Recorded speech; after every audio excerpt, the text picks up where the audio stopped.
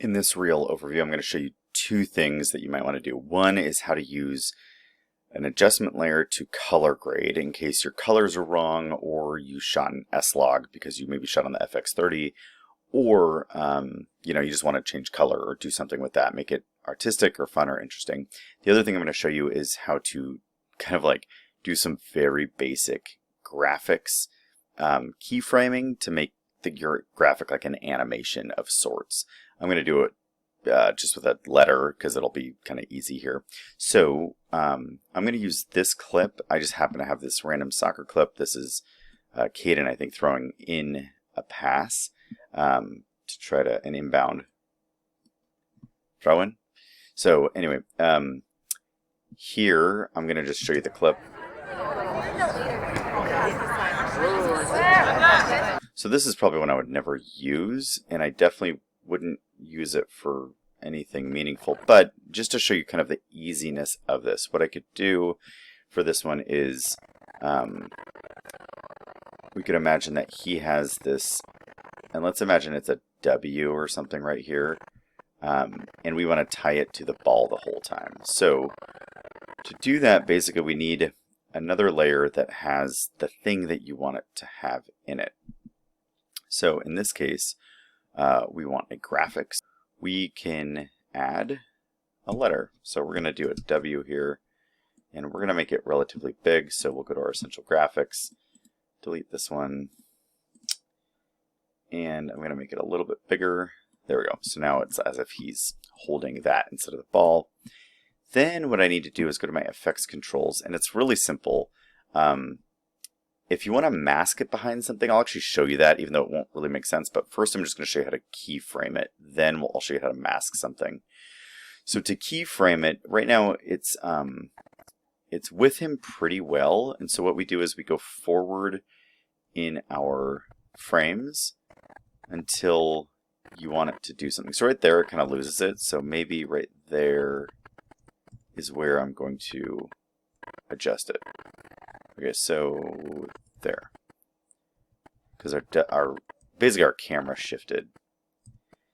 So what we're going to do is, so I have my letter here. I want to put it over the ball. I'm at the beginning of my timeline. Now, it's really important. I actually just messed this up twice. You don't want to click the position of your video or the position of your just general graphics. What you need is the text. So what I need to do is click on text. That's the W here.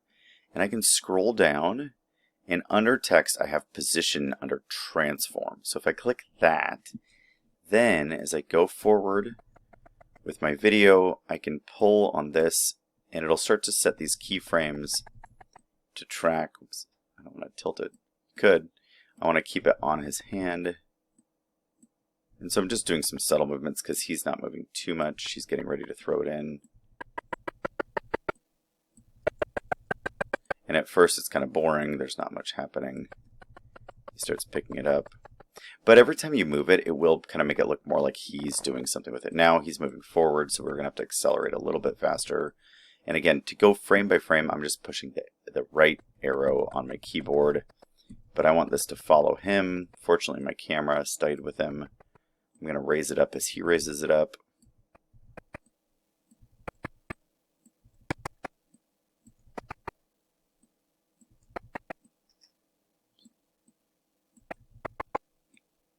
Now he's got it all the way above his head.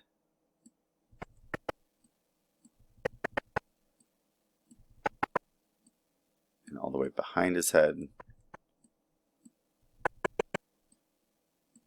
And you see this line, these are all those keyframes that we've made.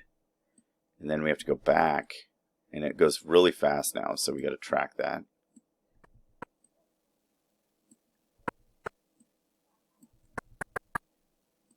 And we're just tracking that path. And notice you can go a few frames forward and then move it. That's okay. You just don't want to have huge jumps. It's out of the frame now, so I can actually just kind of pause it. And notice these look kind of funny, but that's okay. Oh, there we go. Because the ball has not yet returned. And so the keyframes, notice there's a huge gap there. That's again just the path the thing's on it. But I think you get the idea, is basically this is what it ends up looking like. And so you kind of get, and you can kind of see like, then what that would be useful for is like, obviously if you want to show that movement, and this is always kind of a funny thing to do after a game, is like show that they got the W or whatever, and it's a pretty easy way to do that. Now, what if you wanted to put it behind, which doesn't make too much sense for this throw-in, so just bear with me. This is just the idea of if you wanted to put it behind something. What if you wanted to put it behind the scoreboard, for instance? So like right here, what if you wanted to hide it behind there? So you wanted to mask something, add a mask here. And now in the same way that that cut out the scoreboard, this will cut out the W when it goes behind this. So notice how it's gone suddenly? We want the opposite of that. So it's here, and then suddenly it leaves, and then it's back. See how that works? So that's kind of cool. So it's there, but then it's gone. So the problem is this is not anywhere near this scoreboard. So what we need to do is tie the mask to the scoreboard. So I'm going to start here with this mask. And notice it created a mask because I clicked this mask feature. I need to replace the mask, and I need to tie it to this scoreboard. The cool thing about a mask is Adobe's pretty smart with it. It will try to actually figure out what you want it to do. So what you can do is once you've set your mask initially, you can push play and it'll try to track that mask to the thing it thinks you want to track it to. So if I push play,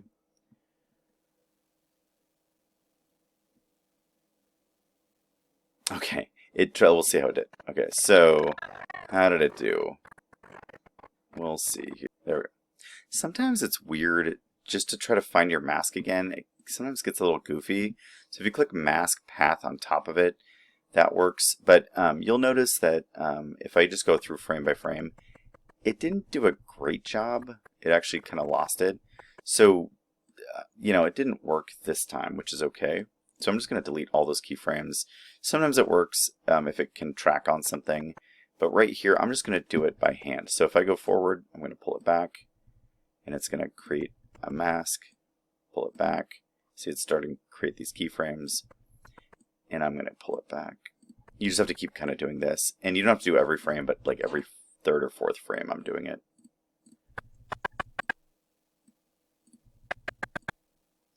And obviously the W's through there, so I don't really need to go any further. But here we go. This is what it now looks like. And obviously it's weird. It actually started all the way over here, so I need to make sure early on it's also right here. So there we go. Now it's not in the way. Here we go. Okay. And it's very quick because it goes through there, but you can see the mask works, the W goes behind it, and then the W comes out.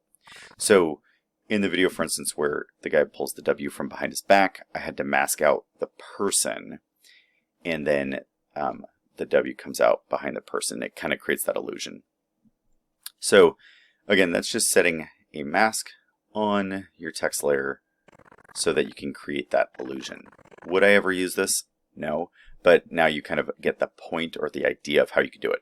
I've seen all sorts of these things. I see it a lot with professional teams. Their social media team will do this really quickly. They'll find a really fun one and again throw out that W, or they'll like give out an L if they do that to another team, something like that. So fun way to be creative and kind of figure that out. Now the last thing I want to show you with this though is this is a really gray image, and that's because this is slog3. So if you need to grade your slog3, if you're into that, just to show you a quick hack that's really helpful. If I go down to this new item, which it's a drop down so you can't quite see it right now, I can create an adjustment layer. And it'll say adjustment layer. I say okay.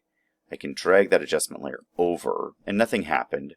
But now what I can do is I can edit this adjustment layer, and it doesn't actually affect my original video. This is really helpful because if you affect your original video, you might do a whole bunch of stuff and you don't actually want that. You can just delete the adjustment layer and the original video is the same. So let me show you what I mean. So if I go to here, my Lumetri color, I can now color grade this.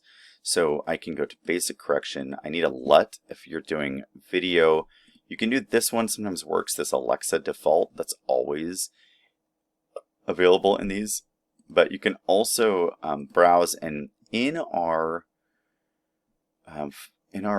media folder, I have added those LUTs as well. So under shared drives, assets for Judgment Media, I believe I put them in there, but it will look like this. It'll say LUTs, and then Sony Look profiles, and this is the one you generally want, which is the SGAMET 3 Cinelog 3 to LC709 Cube.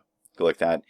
Now it's installed, and then you can start to adjust things like saturation and contrast. When you shoot in S-Log, it's really just like crunching the contrast. So you always have to add contrast back into it. And then it looks like this. It's much cleaner, it's very colorful, and it doesn't have that gray look. But if you messed it up, if you didn't like it, you could always just delete that layer. And now it's back to normal, and you could regrade it with another adjustment layer, or you could try a few different adjustment layers and see which ones you like. So that's kind of the long and the short of basically keyframing to kind of do like a very hacked animation, which again doesn't look very professional, but it's kind of more humorous, so it depends on what you're kind of going for there.